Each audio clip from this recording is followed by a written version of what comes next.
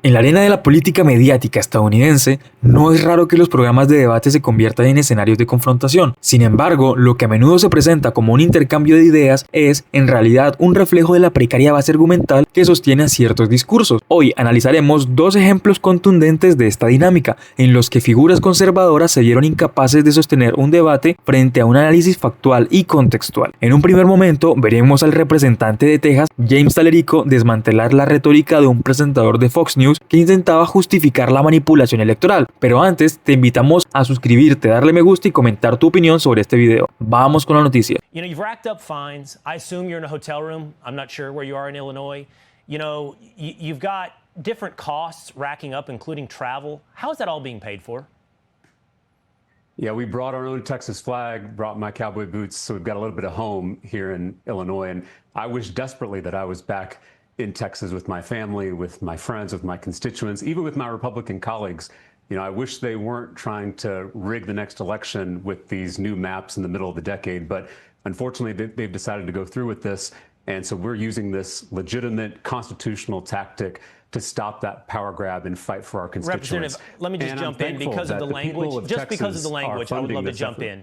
You said rig the election. So let's just take a moment now and make sure that we're all on the same page when we choose the words that we use, just for the accuracy and edification of the audience. Did the state of Illinois rig their election when they drew their map the way they did as Sodrone, or the state of New York, or the state of Massachusetts, or the state of California? Would you describe those states as rigged elections as well? I'm not an elected official in those states, but I've condemned those maps. I'm against gerrymandering wherever it happens. If it happens in a red state or in a blue state, it's wrong. But what's happening here is they're redistricting in the middle of the decade. So they already gerrymandered our maps in 2021. I was there. I spoke against the bill. I didn't break quorum. My colleagues and I didn't break quorum. We're breaking quorum now because they are trying to change the rules halfway through the game, and they're doing it at the request of the most powerful man in the country. The President of the United States. No, we're going to go back to the funding. Right. I don't want you or the audience to forget that that's where we are. But just because you've used the word rigging, I appreciate that you condemned those maps, that you're against gerrymandering wherever it may be. But to be clear then, I'm hearing you, you think those states are rigged. The elections coming out of Illinois and Massachusetts and New York, those are rigged elections as well. You condemn those. But you differentiate Texas. I think you just said that exactly. You said, I condemn those, called Texas rigged. They're similar in that way. So I would assume that means you think they're rigged. The only difference you drew was when? Middle of the decade, middle census. Well, Gavin Newsom says he's about to do that in California, and Kathy Hochul says she's about to do that in New York. So they are guilty, in your mind, clearly, of rigging elections, clearly in California and New York. Both of those efforts in those blue states are contingent on if Texas decides to cheat, if Texas Republicans decide to draw these maps in the middle of the decade at the request of the most powerful man in the country. So again, those you are rigged two in response factors, to something you call rigging. You cheat in response to something you think is cheating. I'm trying to listen to you, and I'd love for you to try to give me a chance to speak. You know, I think that all of us should be alarmed, whether we're Democrats, independents, or Republicans, if the most powerful politician in the country, whether it's President Trump or President Obama, if they are trying to change the rules midway through the decade so they don't have to face accountability for their actions. What I would ask you is, if Republican policies are so popular, why do they have to redraw the maps before the election? Well, my answer to that would be a reflection of political popularity is the number of offices you win and the majority that you enjoy. And right now, Representative, you are a distinct minority in the state of Texas. Your points of view are extremely in the minority. And that is a privilege of the majority. You know, you talk about the president, and the left loves to lay everything at the president's feet because he's become your boogeyman. But this has been driven by the Texas representation in the state legislature. This has been driven by the governor of the state of Texas. Again, a Republican who holds the majority and represents the majority opinion.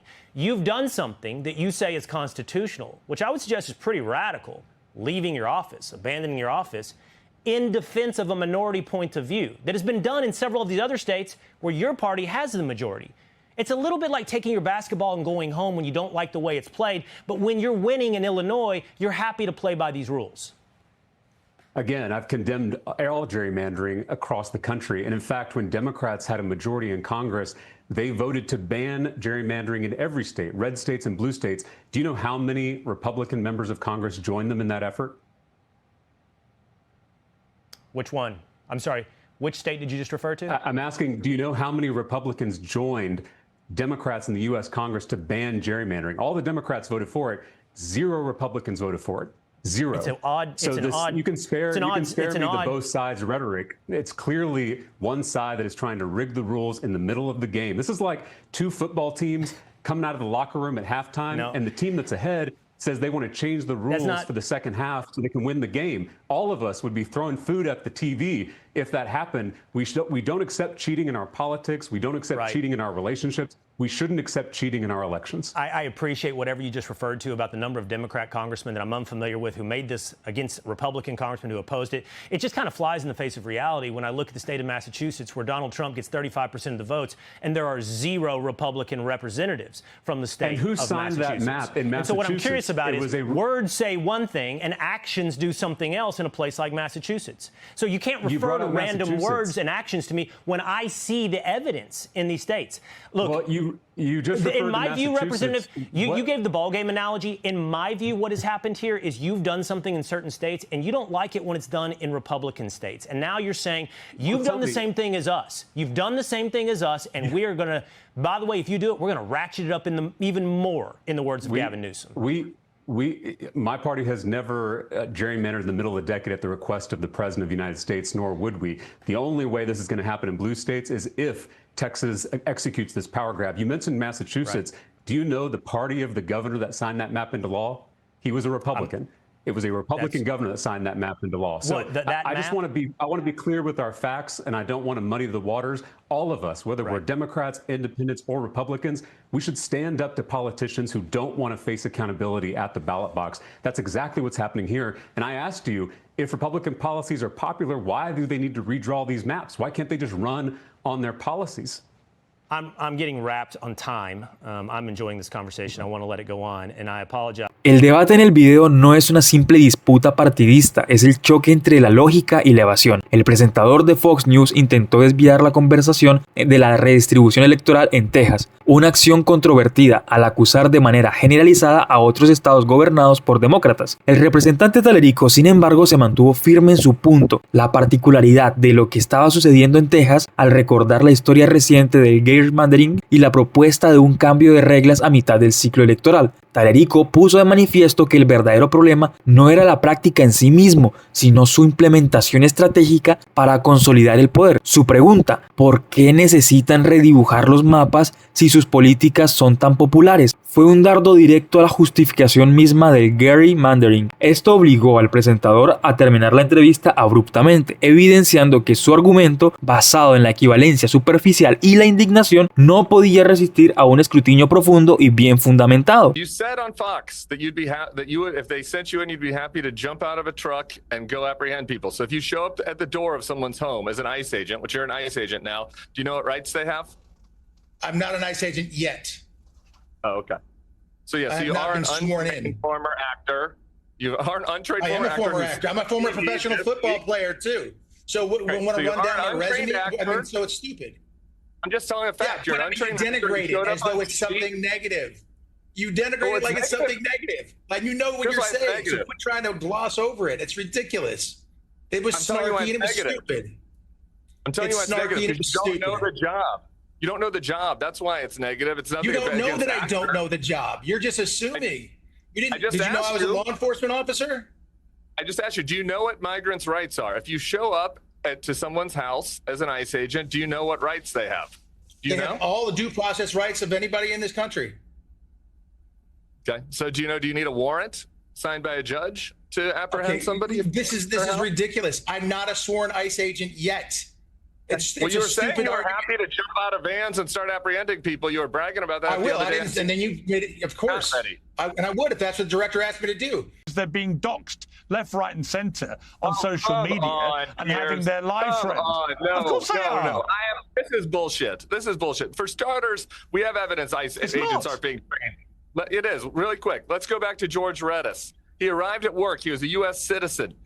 ICE agents surrounded his car. He identified himself as a U.S. citizen. They broke his window, pepper sprayed him, and dragged him out. He's in detention for 3 days. So we do have evidence that they're not being trained to respect people's rights. And on the masks, this is crazy. Do you know how many judges have been threatened. You know, if you're a judge and you have that there's a case that is happening, you're a prosecutor and you're targeting a murder suspect, these guys have been threatened. There have been judges whose families have been threatened. Their lives have been threatened. There are a lot of people in public life who have been threatened. You still don't get to wear a mask and be a secret judge. Not in a free country, you don't. I'm sure you get threatened. I'm sorry, if you're an agent of the government, if you're a representative of the people, you need to show your face and name yourself so that you have accountability. La segunda confrontación entre el actor Will Caine y Tim Miller es otro ejemplo de esta fragilidad argumental. Aquí la falta de conocimiento fáctico y legal queda expuesta sin tapujos. Caine, que aspiraba a un rol de agente de inmigración, se vio confrontado con preguntas básicas sobre los derechos de los migrantes y el procedimiento legal. En lugar de responder con información precisa, su reacción fue indignación personal y defensiva, atacando a Miller por su tono en lugar de abordar el fondo del asunto. Este tipo de respuestas revelan una preocupante falta de preparación y un enfoque en la retórica de la indignación por encima de la competencia. El incidente es un claro ejemplo de cómo figuras mediáticas sin una base de conocimientos sólidas son promocionadas como expertos y cómo su credibilidad se basa más en su capacidad para actuar indignados que en su entendimiento real de los temas que defienden. Ambos incidentes subrayan un patrón recurrente en ciertos medios de comunicación: la sustitución del análisis riguroso por la indignación y la evasión. Cuando la narrativa simplista choca contra la realidad, el resultado es la abrupta interrupción del debate, demostrando que no se busca la verdad, sino la validación de una postura ideológica predeterminada. Ahora yo les hago una pregunta a ustedes. ¿Consideran que este tipo de debates que terminan sin una conclusión clara fuerzan la polarización en el espectro político? ¿Hasta qué punto es ético que los presentadores utilicen la indignación como un arma cuando sus argumentos son insuficientes?